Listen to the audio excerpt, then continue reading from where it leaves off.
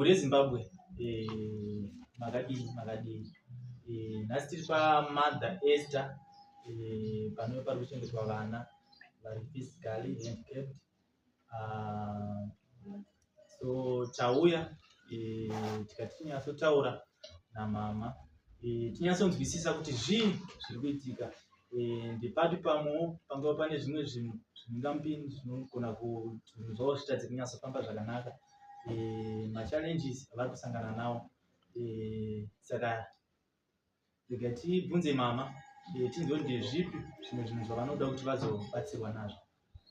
Mama, hatizive kuti ndezvipi zvimwe zvinhu zvinogona kubatsirai zvamungatarisire kuti anokwanisa kurebesawo ruoko rwake angatizokubatsira nazvo. Zvatingada kubatsirwa nazvo mablankets evana, ndozvinhu zvatingada kubatsirwa nazvo. Masola ekuti tikwanise kuoperata zvinhu zvedu panapa, ndozvinhu zvatachida kuti tibatsirwe nazvo. Zvekare tine vana vane zvipo vatinavo vataida kuti ide vagona kusimudzirwa zvipo zvavo zvaenda pakakwirira, even vari pamauche pavo zvipo zvavo zvinogona kuenda pakakwirira kana tikawana vanovasimudzira. Ndozvinhu zvataida kuti tibatsirike nazvo. Even maprojects chaiwo, tikava nemaprojects atinoita zvinotibatsira kuti tizoti everyday tida kuti vanhu vatibatsire, but tikange tine katakishopu kedu nevana vedu vari pamauche vanokwanisa kutengesawo, vanokwanisa kuti muhodheri wavachitengesa, tikange tine huku dzeduwo vanoitawo mabrand avo vari panapa. Saka ndozvimwe zvezvinhu zvinoda kuti iri mhuri yeZimbabwe yatibatsirawo nazvo.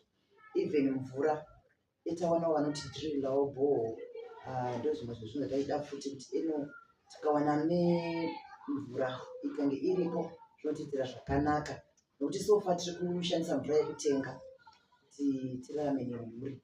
Saka ndozvimwe zvatashuvira kuti mhuri yeZimbabwe yagona kutibatsirawo nazvo. Alright. Ndingade kunzwisisa pane vana vane zvipo zvinoda kusapotwa, kuti munyatsoti dedemurira kuti vane zvipo zvakadai zvichida pamwe kumusic, kune mamusic producer arimo muZimbabwe, vamwe vakawanda vatinombosvika mumastudio kwavo vachibatsirawo vanhu vane urema, tisingazivi hedu zvinji zvavanenge vataurirana, asi kungotiwo chipo chemwana chaoneka. Kana kune vamwe vane zvimwe zvipo zvakasiyana siyana munge muchitiudza. Tinaye mukomana ari panapa Nyaradzi Chibida, anoimba, akambopinda hake mustudio zvikatadza anatsobuda zvakanaka.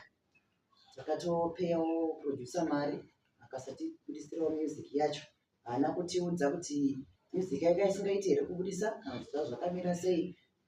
Since March last year up to now haana kungotipa update kuti zvakazomira sei, zvakaenda nokupi. Saka tachingosvira kuti tagona kuwana munhu anomuendesawo futi mustudio arekodhe music yake, at least akagona kuva nemusic yake anokwanisa kuzvisapota, anokwanisa kuzozvimirirawo muupenyu hwake. Iye chishuviro chakezve aishuvira kuti ndagona kuvawo nestudio yangu yokuti ozobatsirawo vamwe vane disability vane zvipo zvokuimba. Alright. Pakanaka. Ngoma, mune masongs mangana makanyora? Masongs akati wandei akwanisa kusvika 15. Alright. So amanga makarekodha mangani pakunzi makamboenda kustudio? Ndakanorekodha 3. Anorekodha 3.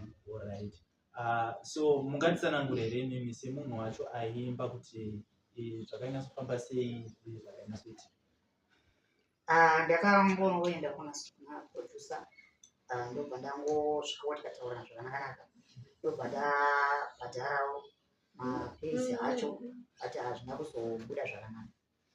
Alright. Kuti munhu akazongonyarara kuti hapana communication, hapana kutigadzirisa apa.